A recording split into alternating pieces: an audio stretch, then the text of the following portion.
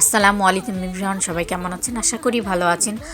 আজকে আবার একটা ভিডিও নিয়ে আসলাম আমার বাসার সামনে। এটা হচ্ছে আবাসিক, আমার বাসার এলাকাটার নামই হচ্ছে আবাসিক এলাকা, প্রান্তিক আবাসিক এলাকা।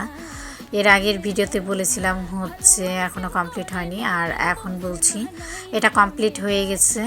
রাস্তা কমপ্লিট, কারেন্টের কাজ কমপ্লিট, প্লট আকারে এটাও কমপ্লিট হয়ে গেছে। আমার তো ভীষণ ভালো লাগছে।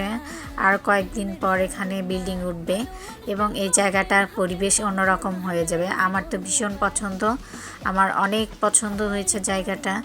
আমার তো খুবই ভালো লাগছে যে প্রান্তিক আবাসিক এলাকায় আমার বাসা। আমি ভীষণ খুশি এবং আমার এলাকার মানুষগুলো অনেক খুশি।